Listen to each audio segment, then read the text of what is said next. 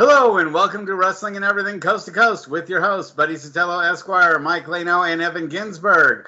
Evan, would you like to introduce our guest for tonight? Absolutely. He is a wrestler, a promoter, award-winning producer, legendary YouTuber from the HannibalTV.com, the #1 combat sports YouTube channel in Canada, but known throughout the world. He is my friend Hannibal. How are you tonight? I'm doing excellent, and yes, it is the #1 combat sports YouTube channel in Canada, by far, the Hannibal TV. Very proud of that. There you go. So my first question is pretty obvious. With so much wrestling content out there and a lot of people covering, the same Raw and SmackDown, how did you build this to such a incredible success? Hannibal TV, 323,000 subscribers and millions of viewers. What was the process to get it this big? It's an amazing accomplishment. Yeah, it has over 200 million total views now. Wow. Well, Evan, it's you and Mike Lano's appearance that That's it. Yeah. Not the honky tonk man, us. Yeah. Oh, yeah, the Honky Tonk Man, his shoot interview with me has almost 4 million views, which might be the most viewed shoot interview on the internet. But I think what helped get it off the ground was I ran a company called Great North Wrestling for years. And when I started the channel off, it was just to post match footage of Great North Wrestling. So we had a base. And then somebody made a documentary on me about 10 years or so ago called This is Hannibal. And he had a bunch of B-roll footage because he had been following me for 2 or 3 years making that documentary. And in that documentary, he had me interview a bunch of wrestlers since he wasn't a wrestling expert. But some of those interviews weren't used, so I ended up putting some of that B-roll interview on the Hannibal TV, and it turned out that the interviews were getting far more attention than the match footage. So then whenever we would do matches in the future or wrestling events for Great North Wrestling, I would try and always interview the star, and it just built from there. Although some of the highest hit videos on my channel are match videos, but overall the interviews do better than the matches. And controversy sells. A guy like the Honky Tonk Man, who I'm a fan of, he speaks his mind, and I think that helps. Kayfabing or being too politically correct, I don't think that helps a shoot interview. A guy like Honky Tonk Man, he'll just say what he has to say, and I think that draws people. My first match managing was with the Honky Tonk Man on the card, so I had a chance to meet him backstage and listen to him weave a lot of stories. He's definitely a guy that has no shortage of wrestling stories. And an intelligent promotion, though, that I don't mean to interrupt, that Hannibal was covering initially. Who promotes that, and who are some of the stars? I'm not familiar with that territory. It's my own territory, Great North Wrestling. It's around the area of Ottawa, Ontario, Canada. We do the 3-hour radius.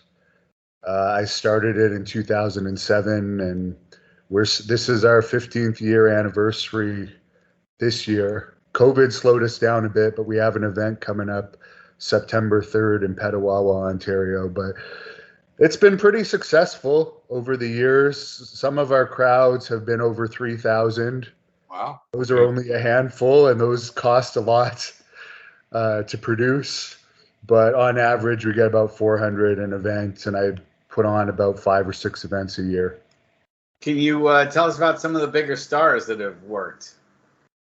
Psycho Sid, we've used Terry Funk, Abdullah the Butcher, of course, the Honky Tonk Man, Brutus Beefcake, Lanny Poffo, Greg Valentine, AJ Styles, Samoa Joe, another guy I've worked with.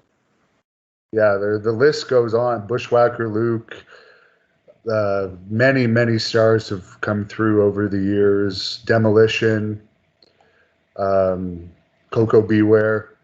So yeah, we usually used a combination of always have a legend like a Honky Tonk Man, and then we would have a Samoa Joe type or an AJ Styles type to draw the smart marks, and then a girls match, and then the locals.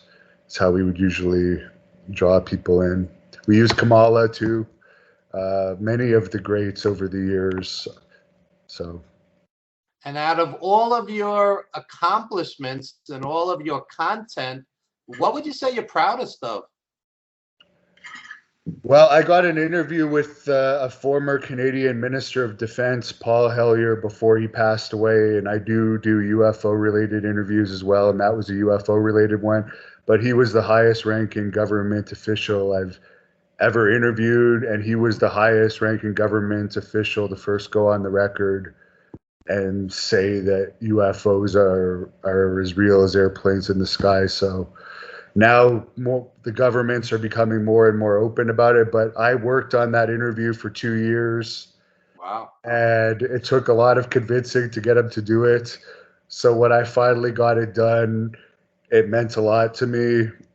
But as far as wrestling, I think I know you guys all know superstar Billy Graham. Oh, yeah. Even interviews with him and becoming friends with him over the years. I think that's been one of the best parts of getting into this line of work. His birthday was just this week. That's true, and he's doing very well. I'm sure the new liver had something to do with it, but for a guy that definitely took a lot of steroids, admittedly, in his career, he's almost as old as Bruno was when he passed away. However, Superstar is in heart failure. Wow. So it's not like he's in great health. He has diabetes.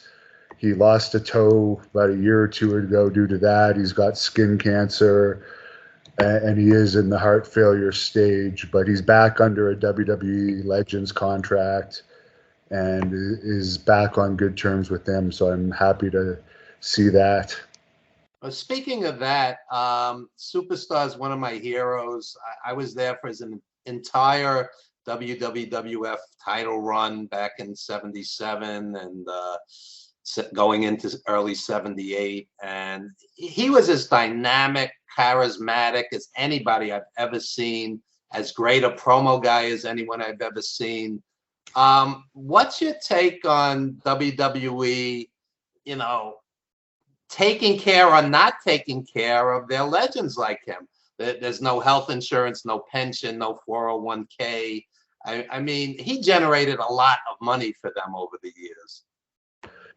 I wish they would have done something like they did with Dusty with him, where they would have put him with the NXT wrestlers, because he still has a very sharp mind, and he's helped my company with promos, come up with promos, and he's even written promos for me. So he has a lot to offer. So it's just too bad that they've kind of just let him waste away the past. I guess they used him a little bit after he was inducted in the Hall of Fame. I forget what year that was. But then you remember too, I mean, we all love Billy, and Bill Anderson and I have, transed him to different places and stuff. He came out to my LA Territory reunion in 2012, which, Billy drove him all the way out from Phoenix, Arizona. But Billy had, spoken against WWE, not quite to the point of Abby, where Abby sold his Hall of Fame ring on eBay or something like that. But that kind of Billy also sold it, but he did sell it for legitimate medical reasons. Yeah, but I mean, he spoke out. He was unhappy with he had some legitimate concerns and spoke out and kind of upset Vince at the time. So it's good. I'm happy that they're doing that. I don't want to interrupt because I know we're moving from topic to topic, but he started the Superstar Billy Graham character in my home base, Los Angeles territory. And I want to ask you guys if any of the three of you know what he was called prior to that. When he came in because Jerry Graham discovered him. It's a long story in Arizona where Billy legitimately lived, had nothing to do with wrestling. Jerry brought him to LA with him to team. Billy at the time still had jet black hair and a lot of it. And Jerry dyed his hair black to match. And they teamed in LA in 1970. And then he sent him up to Stu Hart. But then Stu sent him down to Roy Shire in San Francisco before he came back to LA in 72. What was the name or nickname that Billy was going by before he became superstar Billy Graham in Roy Shire's Northern California territory? Can any of you guys tell me in 10 seconds? I know he used his real name in Stampede Wrestling, so other than that, I have no idea. I couldn't tell you in 10 hours. All right. The Spirit of America, because he came out and wear brown leather like chaps, like almost a cowboy outfit, and a fringed leather jacket. And then when he came into LA, then he started doing the tie-dye stuff. And it was a big hit. He had a whole feud, you might remember, with John Tolis in 72. And he was teaming with some of the greats there that he was meeting for the first time, Ernie Ladd and Killer Kowalski, in like 6-mans and tags. And then he went and brought the colors to the AWA in Houston, and then finally went to Tri-WF. But Billy was one of the most colorful guys ever. And the promo stuff, everybody knows he has credited Muhammad Ali and various others and actual preachers for the stuff that he was doing. And so the fact that he had a long time association with the church in his native Phoenix, where he was reborn and all that stuff, was pretty cool. So and I noticed, Evan, you said in my interview with you that he signed autographs for you as a heel. And one thing people don't know about Billy, and lots of wrestlers have told me over the years, he didn't have an ego even when he was world champion. He would treat the jobbers just like the main event guys, and he would ride with the jobbers and stuff. So sometimes he's misunderstood because he is temperamental, but overall, I could say he's one of the nicest wrestlers I ever met. There you go. Oh yeah. And I have one question for all you guys, since we're talking about Billy Graham. Mike and I go back forever. As far as charisma, where would you rank him? Got to be top 5 ever, wouldn't you say, Mike? Yeah, because he's told me that story, many times, of how like he had so much charisma and skill on the mic that he was unsure about being paired with Ernie Roth, the Grand Wizard, when he came in that first time, because he really never needed anybody to talk for him, and he could out-talk Jerry Graham. Niceness factor, yeah, definitely, because I was lucky enough to shoot him his match. He had several matches with Harley Race, unification ones, but he had one in St. Louis and Kansas City. And when he came into the Chase Hotel in St. Louis, this was 70, because he still had the strap, and he had an odd heel match that he said was one of the most fun in his career with Jimmy Valiant at St. Louis at the Keel. They're both doing heels, but playing heel, but they're both getting cheered. And Billy said, this was the charisma thing again, that he was lobbying. He knew that he was only a transition champion for, between Bruno and Backlund, and he knew his time was going to be limited to, even though it was the most Vince had ever tried with a heel. He didn't even try Buddy Rogers that long, his first champ. So it was like whatever his reign was, 6-8 months. And he started to lobby and beg. He said, the people are cheering for me. I've got this charisma, to Vince Sr. to turn him face, to keep him as a face champion and maybe not go right to Backlund. And he thought he could do amazing business. And he was like one of the first guys after Destroyer to market. And he was telling Vince Sr., the people love me, all this charisma and blah, blah, blah, even though I'm a heel. We could make a mint selling T-shirts with me on there. And because Tri-WF had no T-shirts or no gimmicks, really, of any wrestlers then.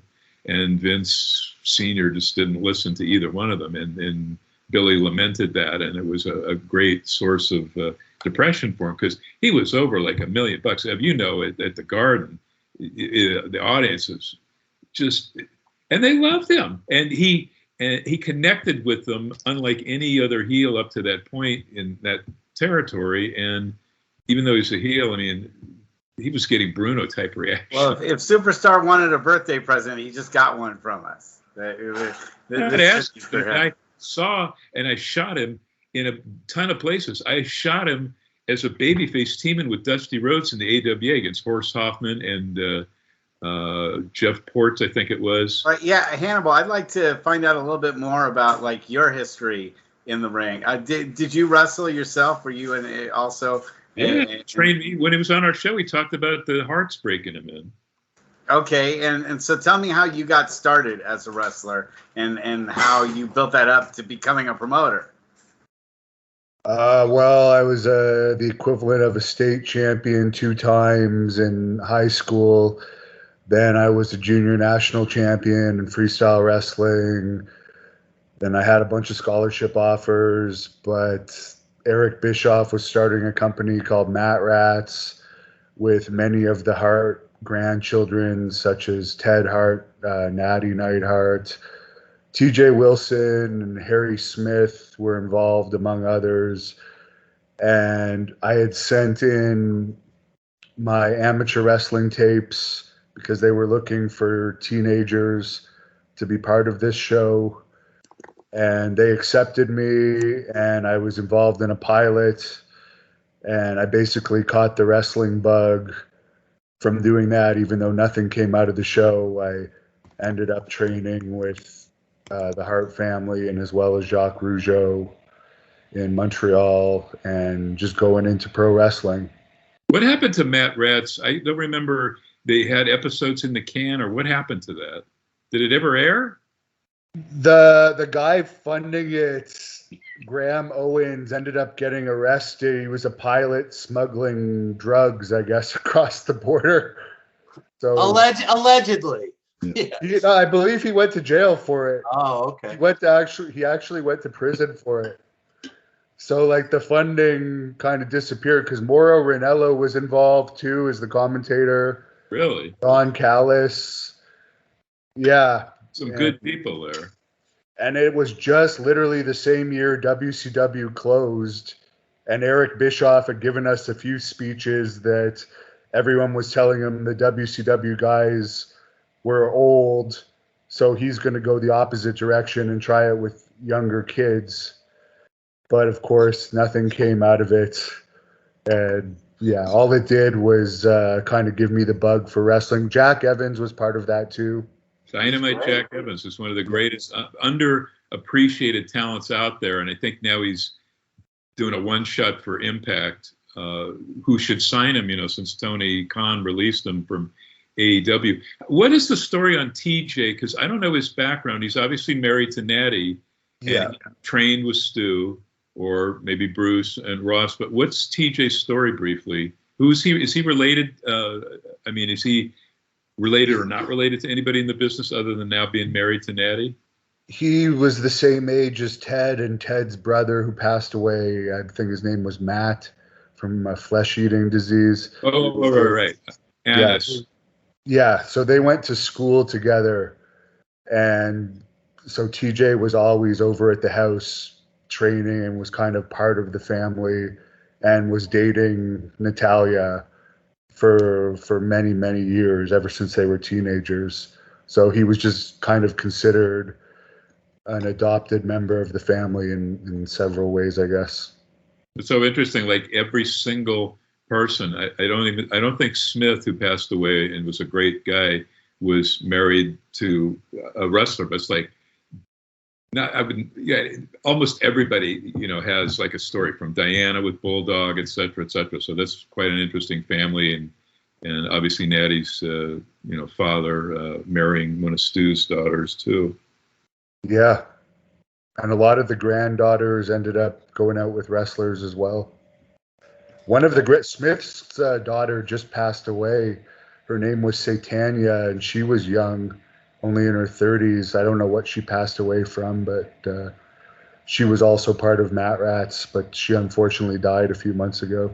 Was she the one that was hoping for a wrestling career that didn't happen, about in 2015, that had wild colored hair? Was that the? I think that would have been Dynamite Kid's daughter. Okay. I think that might have been Bronwyn Billington, who kind of gave up on wrestling but does managing still. Yeah. And Hannibal, I have a tough question for you. Out of thousands and thousands of hours of content, who haven't you interviewed, wrestling or otherwise? It doesn't have to be wrestling. Who would be like your dream interviews that you haven't done yet? Well, I would say The Rock and Vince McMahon and Donald Trump would maybe be my top three. Okay. Maybe I'll get one of these Why, days. why Donald Trump, who He's colorful, like him or not. The guy's colorful.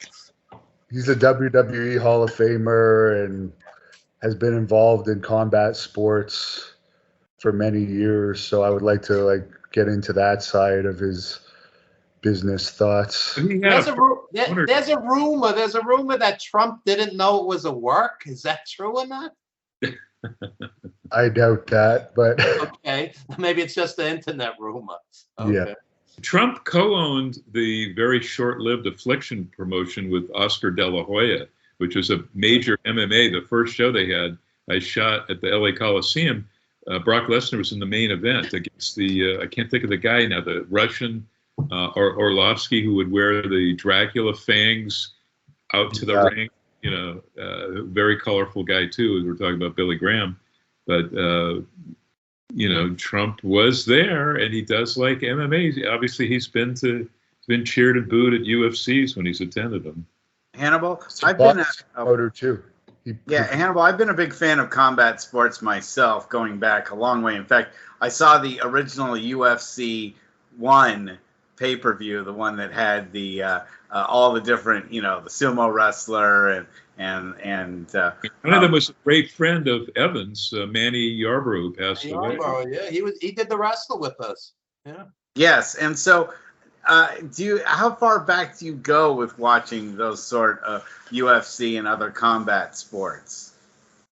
I only kind of got interested in it when I started training in combat sports more seriously. As I was already a pro wrestler, I started doing MMA training and boxing training on the side.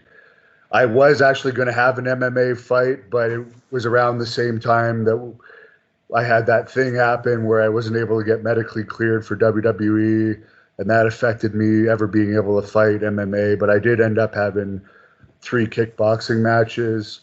But yeah, now I'm more, I follow combat sports more than I used to.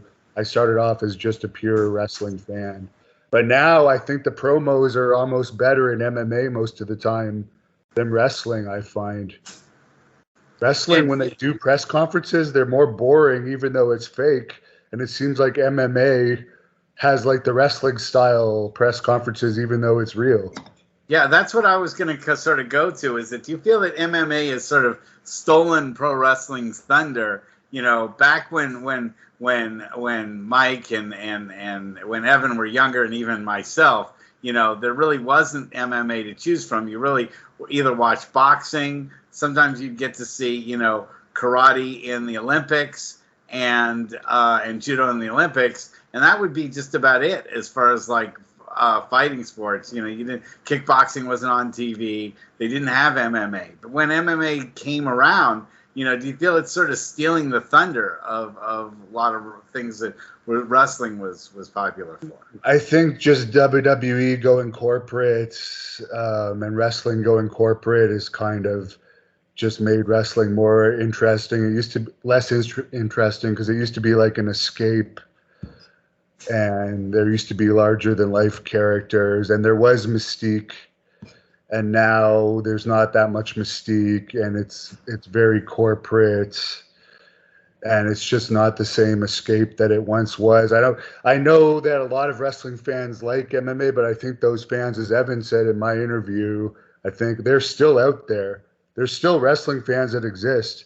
I think one of the reasons my channel is popular is because I represent, I am still a wrestling fan. I'll watch 80s wrestling, 70s wrestling all the time. I'm interested in the shoot interviews and the stories, but other than the news and what's going on behind the scenes, I don't find today's product entertaining. And I think that's part of the appeal of my channel. because a lot of the channels, the hosts are still wrestling fans, where I wish I was still a wrestling fan, but I'm not. I can barely sit through the 5-minute highlights. Wow. Yeah. I haven't watched Raw or SmackDown since 2017. It's painful. It's stultifying. Yeah. But are you watching Impact, which has a Canadian ownership, or AEW, which on Wednesday, Fridays has the best show on wrestling easily, and even NWA, Billy Corgan's doing great things.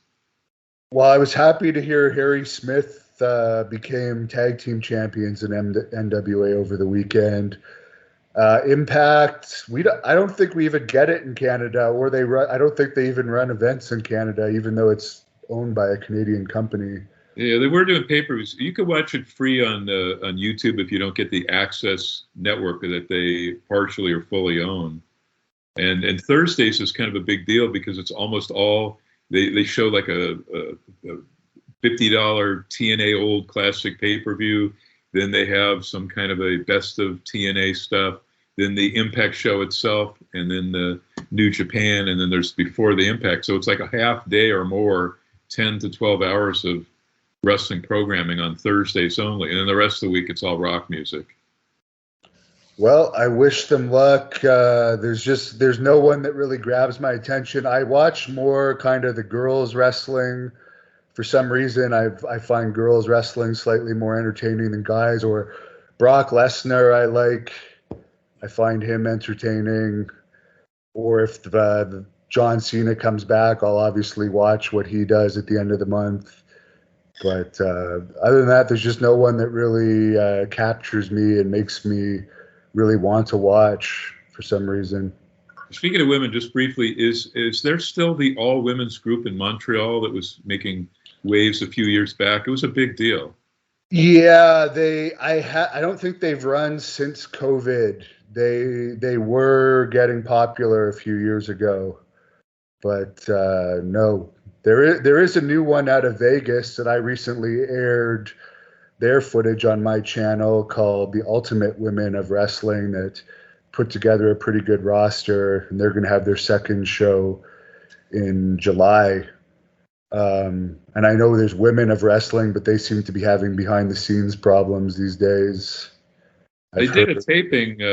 That's the thing that Jeannie Buss, who's the GM of the LA Lakers, is figurehead president of, and she's partnering with Dave McClain on that. But there's been like no buzz. They were supposed to be on X amount of CBS Viacom stations in the U.S. I'm not sure about Carriage in Canada, but there's like no buzz, no nothing. And they have Shaul Guerrero, Eddie's daughter, as ring announcer.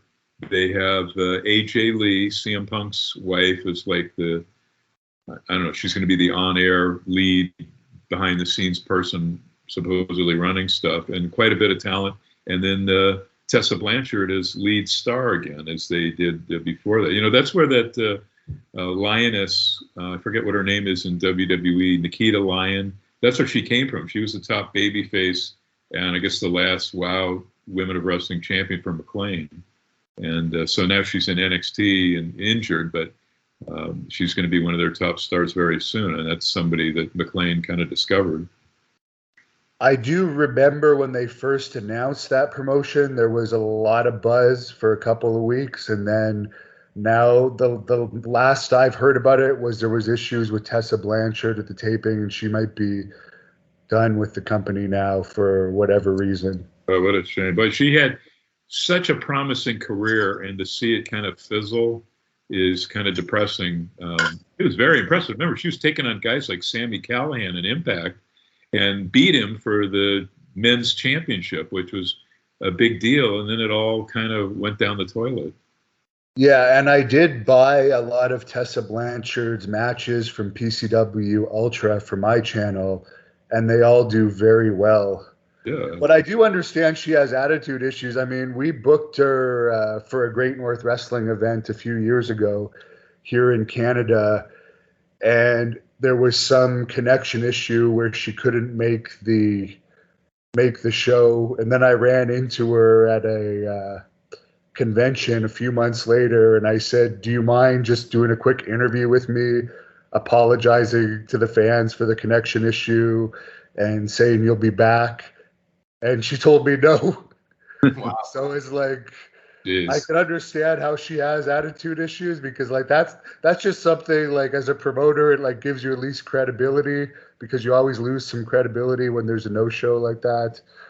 But she does draw, and I would use her again based on the hits she has on my channel from those PCW Ultra matches that I have on my channel. I wanted to say that, I'm amazed. First of all, it's amazing to go from wrestler to promoter. And I will say I was the head promoter for one show down in California Championship Wrestling, for one show, because the promoter didn't show and I was next in line. I've never had a more difficult afternoon/evening in my entire life. I don't know how you've done it consistently over so many years. Can you talk about how you've made that a success and keep yourself from going completely insane as a promoter? Well, now it's a little less stressful because I make money off of match video footage. So I'm a little less worried about event costs because I have other ways of making revenue off of it. But it is stressful. I mean, our biggest show we ever had, we had 4,000 fans at the Ottawa Civic Center, and Crush died a few days before. So Bret Hart, who was the main draw, changed his flight to attend Crush's funeral. Wow. And didn't make the show because he had to change his flight, and his second flight didn't come in. So you get so much heat, and all the heat goes on you as a promoter in those situations, sadly. Then you have some that I won't even name their names, but they'll ask for all their money up front, or they won't show up, and then they won't show up. And that's happened to me a few times. But it's very stressful. But if you're kind of an adrenaline junkie like I am, it's kind of fun too. And I do enjoy it. And I like being in control as well of my own shows and presenting wrestling how I want to present it. So, but that is unfair to get heat when a talent has nothing to do. It's not your fault as a promoter, and talent, for whatever reason, legit or no, doesn't show. It's like you're taking heat for their F up. And the least Tessa could have done was cut some kind of promo, just explaining it. She didn't have to apologize. She could have just said, here's what happened, blah, blah, blah. It would be nice if she would add to the tail end of that, I'm sorry, I didn't show up for you guys. So that's kind of messed up. On the other hand, this similar thing happened to Haku, where his visa or his green card had expired for a show we booked him on. And they told him if he crossed into Canada, he might not be able to cross back. Wow. So he couldn't make that show. But he did do a promo with me that got about 100,000 hits at the Cauliflower Alley Club, where he apologized. Not only did he apologize, but he did a little angle with me to have a match once he got his stuff sorted out, which he did get his stuff sorted out. So he kind of did it the right way. Being an old school guy and understanding how it can hurt a promotion when like one of the main stars doesn't show up. And it didn't take him much to do, and he got another job out of it. And it's like, I would have easily given Tessa other jobs out of that, but when they won't do little apology videos or explanation videos, it makes you wonder if you want to trust them to book them again. But it wasn't her fault. It was a connection issue. But it would have been nice if she had just said something. Right. Hannibal, where would you like to take all of this? You have a promotion that's successful. Obviously, the YouTube channel, I mean, is unbelievably successful.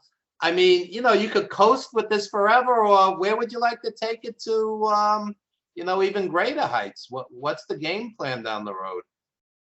Well, I am funding my own movie based on my wrestling character that's going into production later this month. Awesome. So I want to see how that goes. Maybe it'll be. Does he need a manager? It's all cast now, but yeah, I'm gonna do a movie basically for YouTube. So I want to test how that goes and see how We'd things love to be able to promote it for you when you're ready, when you have it ready. sounds good. And yeah, of course, COVID has it affected Canada more than the US, and it still actually affects us promoting here because you have to be vaccinated to get into Canada. So a lot of the talent aren't vaccinated still and don't want to deal with the paperwork of coming here with all these COVID restrictions still. But as it goes away, I definitely want to go back into promoting more and more events and getting more angles that flow because we had my nightmare. Like for instance, I'll tell you how COVID affected us last summer. I booked an arena and they had told us we were going to be allowed 50% capacity in the arena, which could hold 1,000 people. And I bought I paid for the advertising already, and I had printed the tickets, printed the posters, bought radio ads, and the radio ads were $1,500. And then they said you can have 50 fans on the floor, 50 in the stands. Wow. So at that point, it's like I can't even make money. Hey, in Northern California, that's considered a pretty good draw. Yeah. So we ended up like adding a second show in the afternoon to at least have it double, but it's just been a pain in the butt dealing with some of these COVID rules, and that was the city going against the provincial rule, just making up their own rule on the 50 in the stands, 50 on the floor, which easily could have been at least 100 in each. So it's unfortunate stuff like that hurts independent companies, but hopefully things will continue to clear up.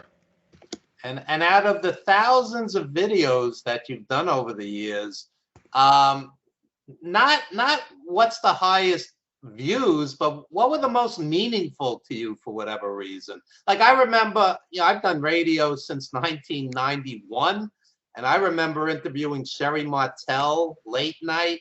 She said to me she was on the road 15 years and she never saw a kid grow up, and she was really pouring her heart out. Dr. Mike and I interviewed Eddie Guerrero like 2 or 3 weeks after Art Barr died, and he was sobbing. Right, Mike? The guy was sobbing on air. Yeah, right. Yeah. So some of these, are meaningful to us. So out of all the content that you have in your heart, like which are the most important and meaningful to you? The ones where the wrestlers have passed away and they wouldn't necessarily have like another interview like that. Like Nikolai Volkov, I don't know if he has another full shoot interview on the internet or not, but I did one with him a couple of years before he died. So it's those ones that mean something to me because at least I've captured their career on video. Even though they passed away, fans can go back and see it. So it's things like that mean the most to me, and the fans that say, hey, you helped get me through the pandemic, your content kept me occupied and stuff like that. But mostly I was a bouncer up until 2018. I still work a regular job with the city of Ottawa, but I don't have to have the part-time job getting attacked for a living anymore. So I'm just grateful that I have this job now that I can do that I actually really enjoy. And I get to interact with legends and people I grew up idolizing. So it's pretty cool. That sort of brings me to another point, Hannibal, which is it's fascinating to me because I've been to Canada. I drove up with my parents to Banff.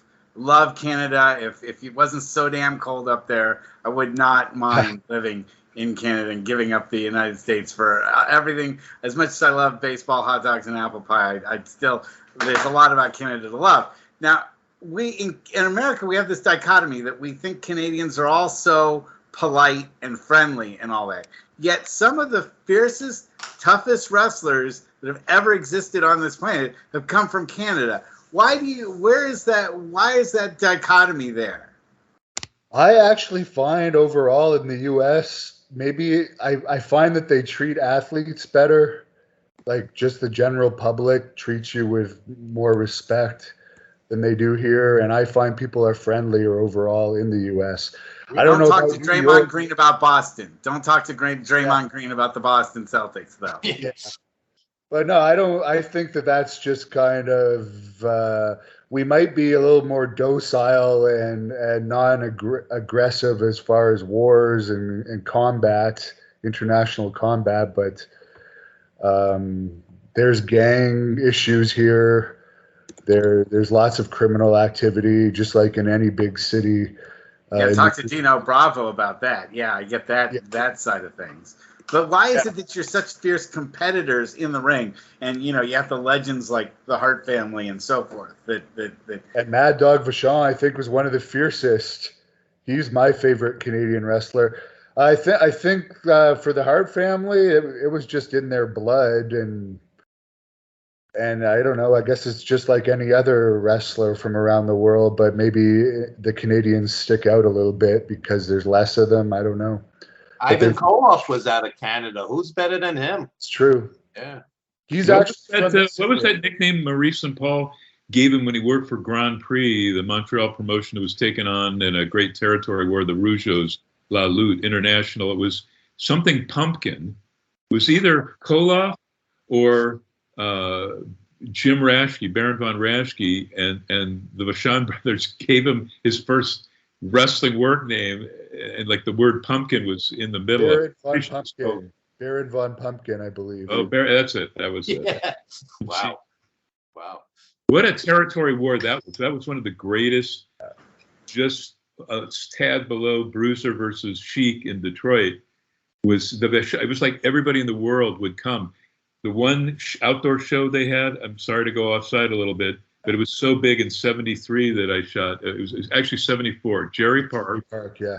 On top was Heel, Killer Kowalski dropping the title, the Grand Prix World title, to Maurice Vachon, who then turned face afterward. But Heel, terrific match. Bruno and Ed Carpentier beating the original Hollywood Blondes, Jerry Brown, Buddy Roberts, who later became a Freebird, managed by Sir Oliver Humperdinck. Abby was on the show. Sheik against Don Leo Jonathan, double count out. Just the LeDukes, Ed Ethifier, Yvon Robert Jr. The card was stacked up, and Blackjack Mulligan, came up from, he was working in Bruiser's territory, came up to do the shot. It was amazing stuff. But the Vachons, boy, is there a lot of footage, to your knowledge, of Maurice in his prime? I'm not talking about, when he and Von Rashke kind of in the 80s AWA were not what they once were. But it's the stuff that WWE hasn't released. They've got that early 70s, late 60s AWA stuff they got from Greg Gagne. And it's like, come on, put that stuff out. It shows Maurice and Paul against like Harley and Larry Hennig, some killer ass matches. It's just sad that territory has died, because Quebec could still be a territory, but because WWE rarely comes there now, and they only go to Montreal and very rarely Quebec City. But in their heyday, WWE used to do maybe 10 towns in Quebec. But as you said, when that territory was going, both of those companies were doing 2 to 3 shows a night. Big. And the Rougeos promotion was on fire too. They had a ton of incredible wrestlers there. Abby was a regular there against the senior members, not Jacques Jr. or his brother, who most know from WWF stuff as the Rougeau brothers. But we're talking about, the triad, the original paternal figures. Montreal was home of just a ton of great stuff at the Verdun Auditorium. And, this Jerry Park, they did a second outdoor show as well that drew like in excess of like 34,000 people. The first one drew more. And Jacques Rougeau, I covered this about, 4 or 5 years ago now. He had his third retirement match at Jerry Park and had 11,000. And I think a lot of those fans just went because of the Naglastia of the other ones that were there in the past, but that was pretty good. 11,000 for the only star was Jacques saying he was retiring again. You remember he would promote, like opposite when he was done with WWF, he would promote his own shows, maybe one or two a year, and they drew the biggest non-major group. Yeah, it was incredible. The big, huge shows. He and Carl Ouellet, who's now PCO. What are your thoughts on PCO, like reinventing himself and just like killing his body? His face broke open, his arm was busted, the bone was popping through on Impact last week. He's done some incredible shit. Yeah, and I've had a lot of matches with him, and he was helping train when I was training with Jacques, and I was roommates with him in Puerto Rico and in England. So I've known him a long time, and I'm glad that he's getting another opportunity, even at his age, which he's in his 50. He's in excess of 50. He's doing amazing stuff. Because I know, like, back around the 2005 to 2008 years, when he was still on the Indies, I honestly never thought he was going to make it again, but he was obsessed with trying to make it again. And I just saw him dedicating his whole life to independent wrestling as he was getting older and older. So I'm glad that he's getting these opportunities now. And I hear his Impact contract runs out in the fall, so maybe AEW will pick him up or something, because he's a very tough guy and a really nice guy and generous in the ring. Good for the young guys to be around because he'll help teach them how to work and so forth. But very tough. As you said, it's amazing the punishment he takes. And I really hope that it's not going to have severe long-term effects on him, all this punishment he's doing. But yeah, you're right. Speaking of the Rougeau, and like, he was a great promoter, would regularly have 3,000 to 5,000 person crowds in Quebec. But the way he would do that is because Jacques, the Rougeau name is so famous in Quebec, he would go around to companies and sell sponsorships in exchange for tickets. And when he'd walk into these companies, they'd be all marking out that it's Jacques Rougeau. But it's incredible, the crowds that he had, considering it was just him for the most part as the star. And sometimes his kids, Jacques had, I think, 2 sons that tried wrestling for a while. But yeah. Quebec, and in particular Montreal, were hotbeds for decades and decades and decades until, WWF kind of did whatever they did. And we're talking going back to the 30s and 40s, all the way through the 80s. Yeah. Hannibal, I'd like to know, since you're talking about successful promotions, we always when we get a promoter on here, I always like to also find out, in your opinion, what are maybe the 5 things that you know of to get yourself to fail as a promotion? That's always an interesting angle. I'll just say one more thing about the Jacques Rougeau's son. His son Cedric could have made it, but for some reason they didn't give him a chance out of the tryout. He was like 6'5". He looked like a superstar, and he had the Rougeau name. And I was friends with him. When this guy walks into a restaurant or bar, I've never been with anyone that the girls love so much, but for some reason, they didn't even give him a chance at a development contract after his tryout, and he could do like 450s and stuff at his size. Wow. But it was always weird. Jacques thought it was something personal that they were carrying against him. But I find it weird that they'll sign some people with no experience at all and give them a chance, but a guy with the Rougeau name that looks like a movie star, they wouldn't give a chance for some reason. And then he got so disillusioned after that tryout that he quit wrestling and became a car salesman. So it's unfortunate the Rougeau name won't be carried on. But the five biggest mistakes of a promoter: overbooking a card is a big one. I would say not getting insurance. You should always have insurance. Put all your effort into it. Don't look at it as a job, and don't just half-ass it. Don't let wrestlers take advantage of you. They'll all try and work you for every dollar here and there. and try and treat everybody with respect and treat them well. That way they'll want to work for you again, and they'll spread the word that you're a good promoter to work for, I guess. That would be some of my advice. But promoting is not a profitable industry. I would not recommend it for people. I mean, you look at Wrestle Circus, everyone was talking about a few years ago, and they went out of business. There's very few independent wrestling companies that actually make money because there's so much cost involved. So it's unfortunate, and it's hard to get people out to shows. So you really got to put a lot of money into advertising and a lot of effort into getting people out to shows. Oh, another thing is don't trust people to put out posters for you. Always put out your own posters because people don't do it.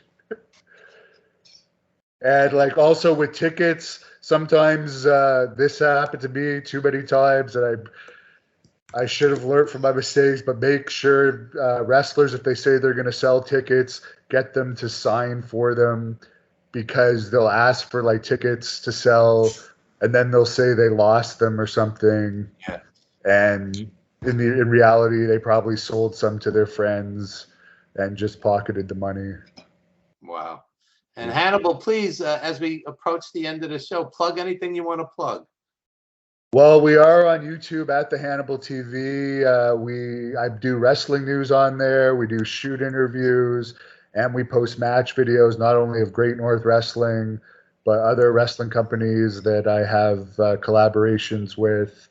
And we're on Instagram and Facebook and Twitter at the Hannibal TV.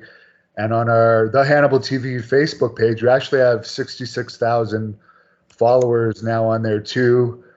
And some of our videos actually get more views on Facebook than YouTube now for whatever reason. So we encourage people to follow on there. And my Blood Hunter Thirst and Rage movie will hopefully be coming out in the fall. We're going to work on that. It starts production next week in Allentown, Pennsylvania. It's a vampire/wrestling movie, and it's the same producers that made The Masked Mutilator with Brick Bronski, who is another wrestler. I'll just tell this story quickly because you're asking interviews that meant a lot to me. Yeah. I was trying to get Brick Bronski, who some of you guys might not know. The most famous thing he's known for in wrestling is his fight with Brian Pillman in Stampede Wrestling. But he actually had a fairly successful acting career in Class of Nukem High and a bunch of B movies. He was a pretty good actor.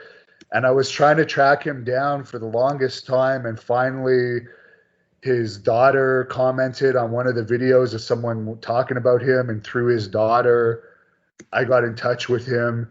And I got this interview with him where I actually felt like we were connected and became friends. And it was only supposed to be an hour interview, and it went over 3 hours. And we literally, and we literally had to stop because he was just too tired. And then he just died a few weeks later. Oh no! And it was like, what is the coincidence that I've been trying to find this guy for years? I get the interview, then he passes away, and it was just so sad to me because he really wanted to do a part 2 because we never even got into his movies. And when we ended that interview, there was just so much hope. And then to find out that he passed, and he passed young, and I believe it was COVID related. So that was another guy that passed that interview meant a lot to me because nobody had interviewed him about his career. So now at least I have his career on file for people to know about if they want the other side of the Brian Pillman situation that he's best known for. And that's preserved forever. And anybody who, family, friends, fans, that's the beauty of it. It's art that's always there. So it's great. And out of that interview, his producers discovered me and came up with this whole movie idea for me. So hopefully that turns out into something productive for me. So we needed to turn into $1 billion franchise. That's what we need. Yeah, I'm not so sure about that, but you never know. You never know. Yeah. I'm trying to have all the actors much better ability than me. Right. That's Anyway, good stuff. So, how could people get a hold of you through social media and anything else? Just there is some other people that run some of those accounts, but I am on Facebook at Devon Hannibal Nicholson, and greatnorthwrestling@gmail.com is our company email. But pretty much all platforms, the Hannibal TV. I'm not that hard of a person to get a hold of. So I appreciate you guys having me on. Always nice to see you. Nice meeting you for the first time, but always nice to see Mike and Evan. yeah. Great guys. Mike's a legend, and so are you, Evan. Oh, and your thank interview had great feedback. Yeah, Oh, appreciate it. when you're ready to promote your movie, your web movie, we'd really like to have you back on again so you could talk about, all of that and putting that together. We'd be very excited to be part of your promotional team. Just a question for Mike. Did you have any involvement at all in the Grunt, the wrestling movie? Because I think some of that was filmed in the LA area. The LA Olympic. I was there for some of it. I wasn't on camera like I was as a photographer in Rocky 2, ringside for a few seconds. But that was the one with Adrian Street, John Tolis, Ron, what was that guy's name?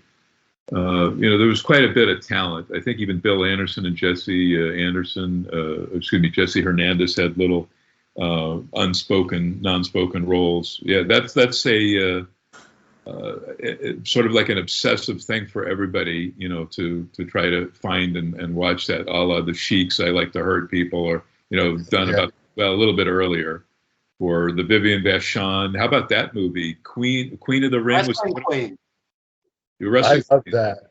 Man, I still say she was the nicest, most talented, and at the time, I tell her to face the most beautiful woman in the biz. She really was, and her death heartbreaking.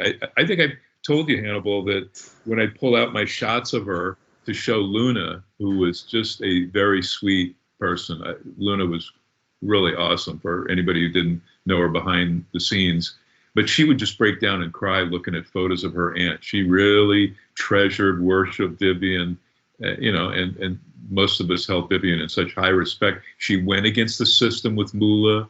Even though Moolah sort of had a hand in helping break her in, but she was one of those indies like Betty Nicolai or Kay Starr, or there were X amount of them that refused to be part of the Moolah system. That even back in the 70s, we heard whisperings that it was abusive.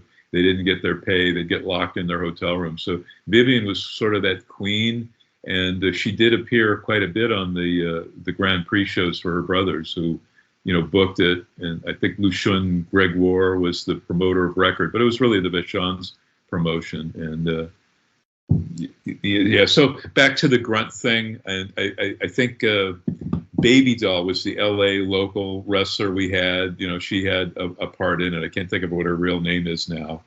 But yeah, it was like this thing offsite that they did for money, sort of like Rock Riddle doing a couple of bits on the Soupy Sales revisited show in color starting in 1975 with a run till 77. And I think Grunt, just off the top of my head, I think that was filmed in a couple of years later. So.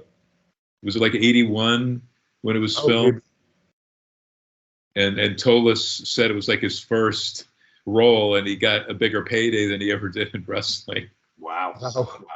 Maybe you want to stay with movies. Maybe your web movies is the way to go. Yeah. You want to not have to work somewhere.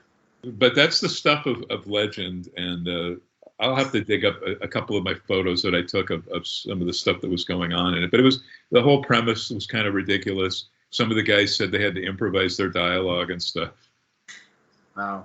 All right, folks. On YouTube for anyone that wants to watch it, and so is the Vivian Vachon one. Which is terrific. It really puts her over well.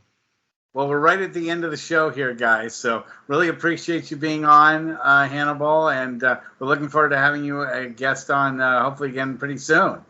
Thanks a lot. Subscribe Thanks to the so much, Hannibal. Thank you. Thanks, everyone. Great seeing you, brother.